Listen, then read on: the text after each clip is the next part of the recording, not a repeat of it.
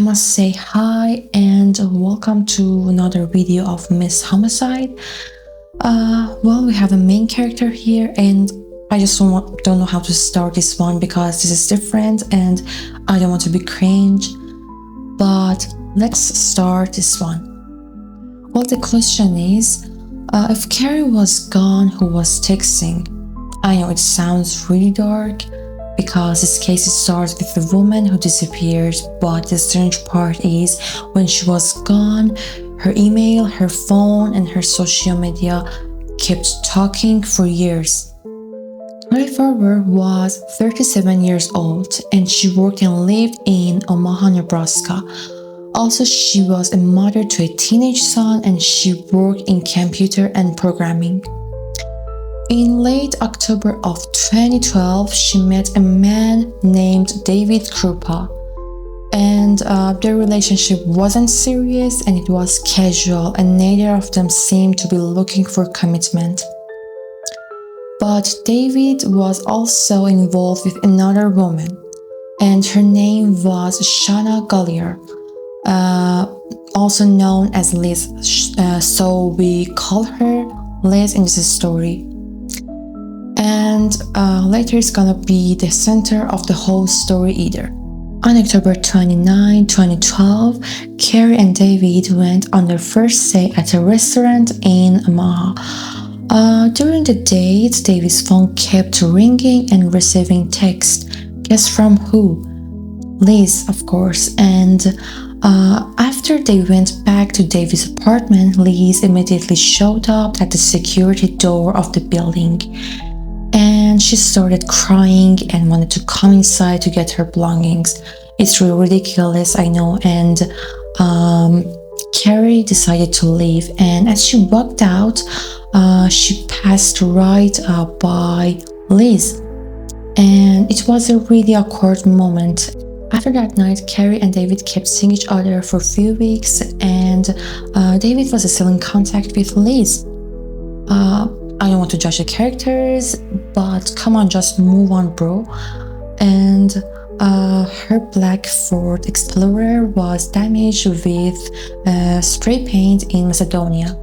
Well, let me say, later investigators learned that Liz had used a fake Facebook account to claim that she had been in Macedonia around that time. And that same account had also tried to add Cari on Facebook, which is normal, but at first it looked normal. On November 12, 2012, Cari went to work and she had a heavy project that week and expected to work late. So she arranged her son to stay with her mother and stepfather. Also, she planned to stay at David's apartment because it was really close to her workplace. And of course, it's normal and anyone would do the same.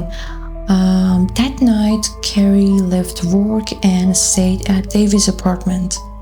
On November 13, 2012, David left for work around 6:20. And when he left, Cari was awake using her laptop. Nothing seemed wrong and everything was normal, but after that, no one ever saw Cari alive again. I mean, her body was never found, but the messages started. Well, actually, someone contacted Cari's workplace using Cari's identity, and between 6:39 and 6:42, Cari's Facebook account was accessed from David's apartment. Also, at around 9:54, her account just unfriended David. And in the end, at around maybe 10 a.m., David got a message from Cari's phone asking if he wanted to move in together. But he said no because he thought the relationship was casual. But only after 20 seconds, he received another message from Cari's phone, but it was really angry because it ended the whole relationship suddenly. And Cari's mother received a new message from her daughter's phone saying that she had found a new job. but it felt and seemed completely wrong because Cari usually stayed in contact with her mother every day. So, as you can see, she felt like she's talking to someone stranger, and she's not talking to her daughter anymore. Well, she kept texting her for several days and asking about her son and family plans, but she never got a real answer. And finally, on November 16, 2012, she reported her missing. Well, things got even worse. On November 15, Cari's workplace got a new message from her phone saying that she was quitting. And the new message recommended Shanna Golyar as her replacement. Also on that same day, Liz actually applied online for that job. And if you want my opinion, I would say she was a smart but with low IQ at the same time, and I mean it. Also, on November 16, Cari's bank card was used at 2 discount stores in Omaha, and one of the items bought was a black and white shower curtain with a specific design, and those purchases actually connected later to Liz. From November 2012 until December 2015, David and Liz received 30 messages and emails that seemed to come from Cari.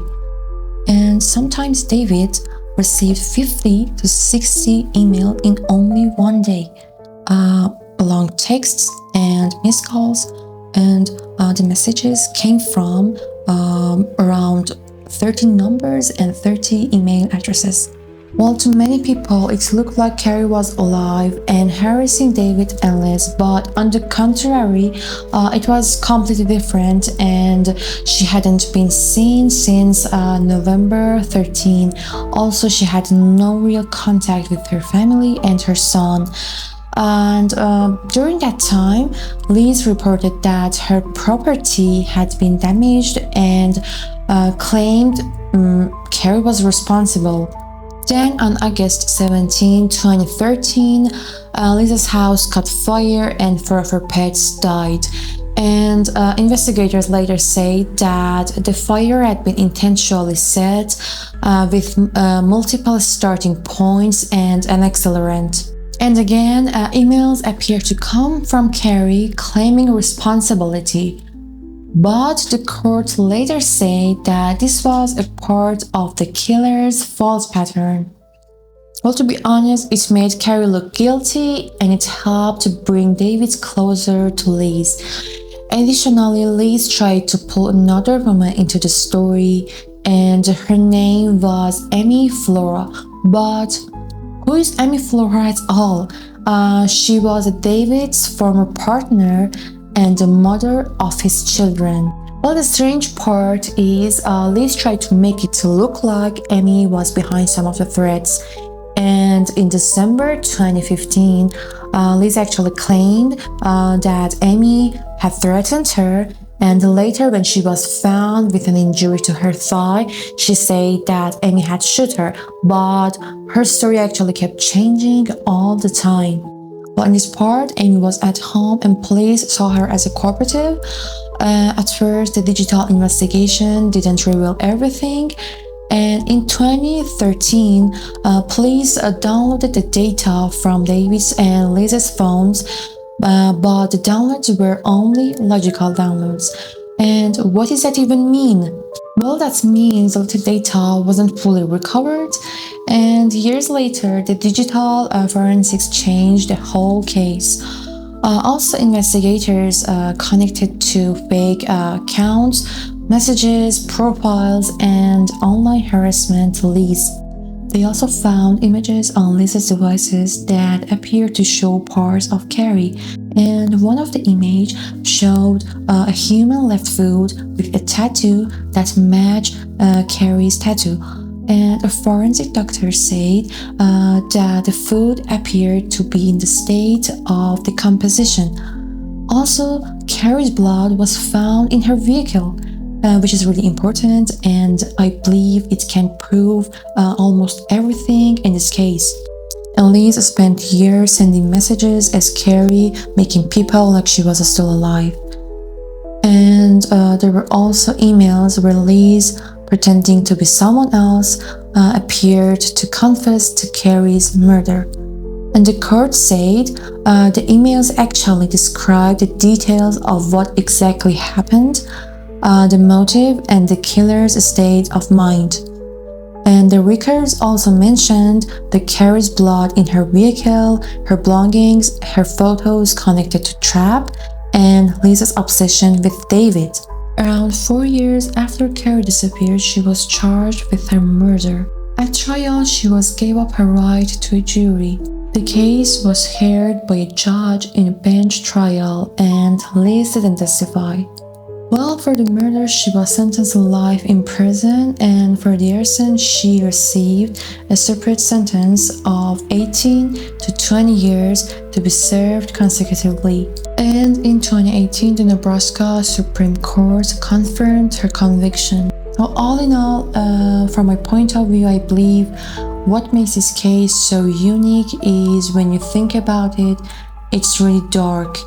Because just imagine it for a second, the woman responsible spent years pretending to be both victim and the target at the same time, and I believe it's just really dark.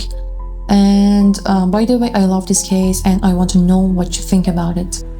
By the way, if you want more cases like this, welcome to Miss Homicide.